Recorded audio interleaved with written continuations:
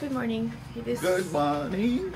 It is now 6:45 a.m. and meron po tayong punong abala dito sa... What's the time? Sorry? 6:45? Still so early. But I woke up at around 5 a.m. Yeah, me too, right? Yeah, Or after you? after me. Yeah. Magawa si Sumit ngayon ng French toast para sa aming breakfast. Yeah, that should be fine na. I don't like it soggy eh. Magbe-break yan. O yan, ganyan. So hardworking son-in-law. Charot. Charot lang. Do that like stick out your tongue on the side. Like, I don't know. There's one like a vlogger right now. He's like going viral. Really? Yeah. He's really funny. From India? Philippines. That's what Kuya's trying to teach you yesterday. Yeah. Stick out your tongue if you're lying. Yeah, if you say something that is a lie, you stick out your tongue. How? So far? Enjoying the Philippines? Enjoying, but like I feel like because I haven't rested well, so It's just the... I feel so tired. Like the time zone. I don't feel like doing anything. Like the same as what I'm telling Joanne yesterday when they arrived. Like I just woke up, but I feel like I want to sleep again. Sleep more. Sleep more, and then like no energy to do anything. Copy. Yeah. Mga early birds. Daming sabit-sabit eh, no? Yeah, nice. Two eggs. I broke 2 eggs just now. Yeah, I made nalaglag mess na. here. So where did you put the rest of the eggs? Huh? Where did you put the rest of the eggs? The rest? Oh, the rest. May hobby kasi to si Sumit na magtapon ng egg. Salted egg? Yeah. He just throw eggs for no reason. Did you tell them? What did I do? Yeah, we already told them a few times. Kasi di ba dati naalala niyo yung first na uwi namin dito sa Pinas dati. Eh, pinagluto namin to ng parang, was it like breakfast? Or dinner? What were you making? I think dinner. Dinner. Eh, busy-busy siya. Sa loob kami ng kwarto ni Kuya. Sa Pasay to eh. So, kami dalawa ni Kuya sa kwarto. Siya sa punong abala, siya sa kusina nagluluto-luto. Eh ngayon, kasi di ba merong itlog maalat na walang kulay pula. Yung hindi siya kulay pula sa shell. Ngayon siya yung nagluto. Pag-crack daw niya ng itlog, buo. Hindi daw lumabas. Sabi, kala niya, bugok na or sira. Tinapon. Tinapon niya. Tapos, after the first egg, he took another one. He tried to crack it. Didn't come out. Sabi niya, sira. He threw it away. And then took another one. Crack it open. It didn't open. And threw it away again. And then, he finally got the correct one. And he started making our food, no? And then, he called us already, Kuya and me. He told us to come and eat. And then, like, I don't know, like, after eating, maybe he told me that, oh, you have a lot of spoiled eggs in the fridge. He told me that. And then I told Kuya too. And then Kuya said, which one? The one on the right or the left side? Something like that. And then Kuya said, that's Marie's salted egg. Where did you put it? There? Sabi niya gano'n sa basurahan. Anana. No more. Nasa basura na yung salted egg. So you still owe Ate Marie, how many salted eggs? I think 4 or 5, something like Mga that. ganyan, mga 4 or 5 na salted eggs. Hindi na napalitan yung salted eggs ni Ate Marie. Yeah, then Kuya told me that Ate Marie was looking for her salted eggs. Hindi niya alam salted eggs pala. Di rin naman. It isn't your fault. Yeah. But you should have asked. Yeah. But it wasn't cracking up, so I thought it's spoiled. Yeah. Kala niya sira. Smells good. Smells good, yeah. I smell it too. Got 3 ready. I don't know if you want to eat. So, Geng is not gonna be around today, so we have to Clean after, our mess. yeah, clean after ourselves. Clean as you go. Clean as we go. That's the culture we are building. No, I'm just kidding. Culture. We are not in Canada. Yeah, and tonight, Learning. oh really? It's low. Today, Sumit might go for a haircut, and then I'm gonna do my hair too. Mama did yesterday. Oh yeah, I haven't showed you, but did I show? No, I didn't. I wasn't vlogging anymore. So I'm gonna have a new hair color, a new haircut. I'm so excited. The last time I went to a salon was 2 years ago. Oh, same Place. Diyan sa bayan ng Alcala. Sa aking batchmate. Batchmate? Yeah. I mean, we became classmates before too, but we weren't close. So we just call each other batchmate. Like, it was like for a year that we were classmates, something like that. But we're just batchmate. Nice, huh? You wanna eat now? Or No, later. Kasi naghopya ako. Oh, nagpabila ako kay mama ng hopyang tipas. My favorite hopya. Itong ganitong brand to. Ayan. I like the ube. Yeah, me too. I like the ube. I haven't tried the other ones, but so far I like the ube. Actually, like, whenever my colleagues ask me, like, so what are you gonna be eating once you land in the Philippines? Like, the first thing you're gonna eat. I said any dessert that is made from ube. Yeah, and then my manager told me she's gonna go to Mang Inasal. Ube is vegetable, right? It's like a root crop. But it's sweet. No, not really. Not really. They add sugar later on, right? Yeah, it has just a certain flavor. Something like sweet potatoes. Something potato like that. Family. Yeah. We haven't tried Mang Inasal yet. Actually, we haven't done much. We haven't done much yet. Kasi we're trying to recover from the jet lag. Actually, yung best friend ko sabi niya, 3 weeks na nakalipas, sabi niya, I haven't recovered from the jet lag yet, sabi niya. They only sleep for 4 hours. Your body takes time. So how many hours did we get yesterday? What time did we go up? Around 12? 5. So 5. So only 5. And every day, especially for me, I'm waking up too early for no reason. But I remember there was a day that you were like in bed up to like 12. Because I got drunk the other night. I was super drunk. Oh my god. Too much gin below. We have a lot of like drunk stories. Kuya keep laughing. Oh my god, sobra. Whenever like we remember it, we would just laugh so hard. Yeah, ang daming nangyari, guys. But like there are some things that we cannot share anymore. But we were enjoying. That was too much. Yeah, too much. Pero it was fun.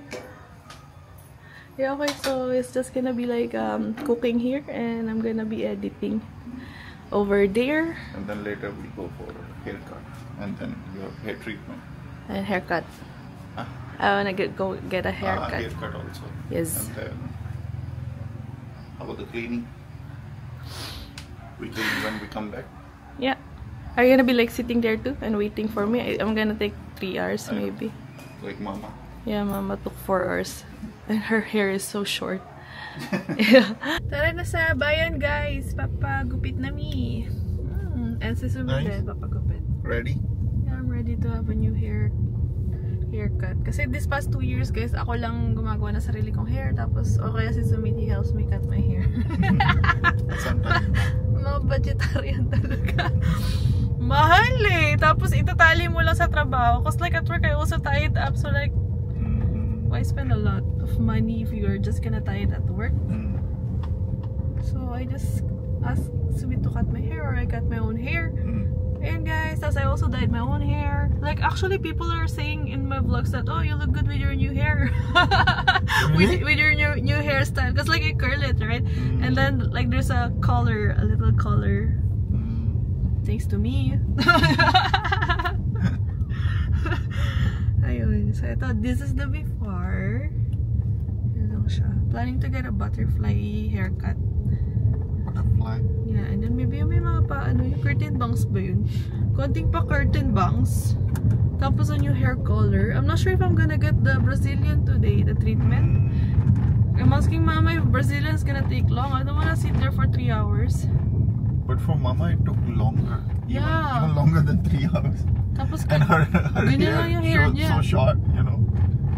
Pero kasi I think Mama had like highlights. That's why it took longer for her. I don't want highlights. Gusto ko lang yung same color everywhere. So it's easier to maintain. Like I could just buy hair dye again and then like kapag nagtubo na yung black hair. Ayun, for some he's just gonna get a haircut. Not sure if he wants like a hair dye kasi may mga No, it's fine. white hair color na siya. It's fine. It's fine, no? Aging is for everyone. Yeah, it's fine. It's life. It's life, it's normal. Everyone gets old. Yeah. Mm-mm. No need to hide it. Kaya nga, me too, I'm also old na.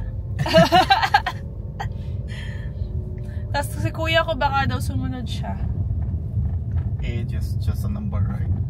Yeah, doesn't matter. Stay young here. Yeah. Stay young at heart daw. Yeah, that's all. That's all matters. Oh, the dogs in the So cage. hot Oh, babies also. Naawa siya dun sa aso dun sa kabilang bahay namin nakatali daw, tapos tirik na tirik yung araw. Talking about the 2 dogs in our neighbor's house. Oh yeah, small ones. Ulit-ulit niya sinasabi sa akin. Sabi niya, oh, ang init na. Ando dun pa rin sila, sabi niya. You feel pity that they're outside and it's hot? Kasi yung mga our dogs in India, they're always inside the room with AC. Naka-AC pa. Shala naman. Naka-aircon ka pa. And then they don't bring them for walk, right? They are always like tied up. Always. So these dogs, they enjoy more than them, right? Because they can walk around. They can go here and there. And then Kuya, he wants to buy an American Bully dog. Why he wants to bully someone? And then I told Ate that all my nephews and niece, they're just gonna play with the dogs cause like they have no cousins. So that's their cousins. Like for me, it's gonna be Indian Beagle. Nasa India. Tapos Kuya sabi niya, from Kuya's end, it's gonna be the American Bully. Ay, tapos sabi ni Mama, okay lang, sila na lang mga apo ko. Sabi ni Mama, what is this? Slow down. Only slow down. Huh? May nakaharang sa harap. No space. What is happening here? I think you can go Yeah, but both ways pa. It's blocked. I don't know. Kabado 20.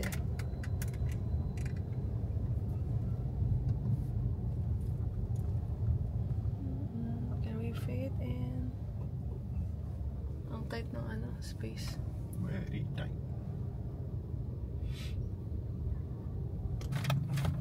Withdraw lang kami dito sa may 7-Eleven guys dahil wala nang pera. Charot.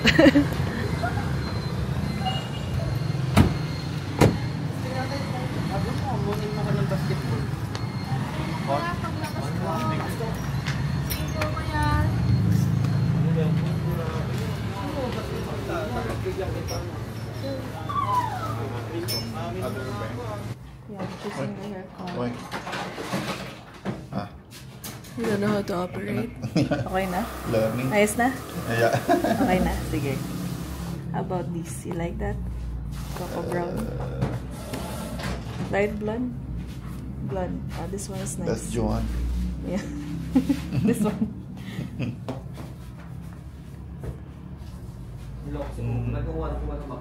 Which one?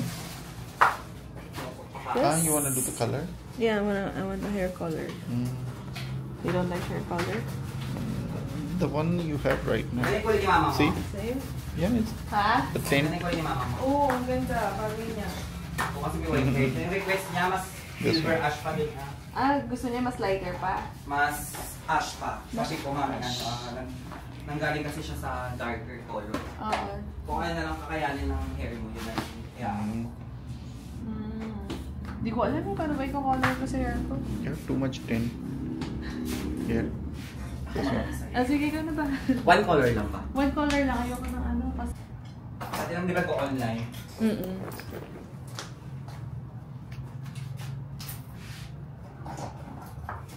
You excited to meet? Are you excited? Very sad. Very sad daw. Ala ka.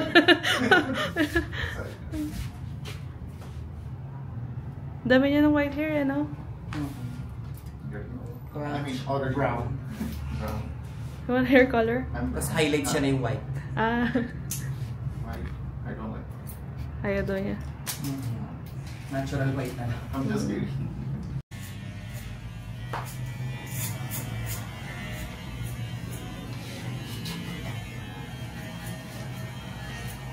Nakikita rin kayo ni Regine doon. Hindi, malayo si Regine. Oo, malayo sa Kasi akin. si Kim, para daw Pangasinan, parang province area siya. Si Pande? Oo.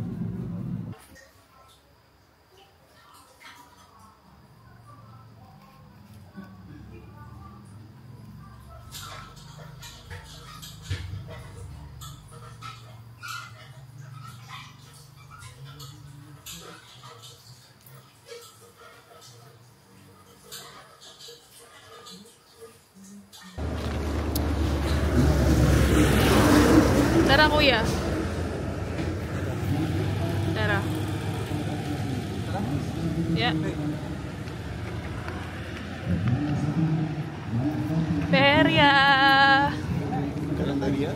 No, it's Peria, not Carinderia. Peria. Yeah, first time ni sumit sa Peria, guys. Titingin lang kami. The mini casino Mini casino. of barangays Legal or here. illegal? Legal. Legal. Yeah. Very happening place. Yay! Oh, it's quite small, but I'm happy to just see it, kuya, ha? Nakaya naman sa mga nag-antay sa atin sa bahay. Okay.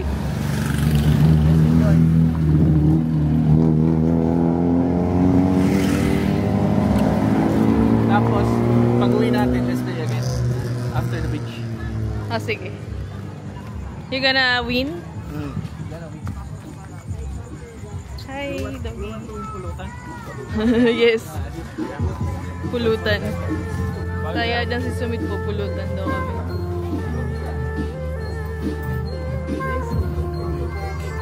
Oh, it's quite small. You put the ball there, oh, big ball. And then you, by color, see, look, someone is gonna shoot the ball. Then you put your bet on the color you want.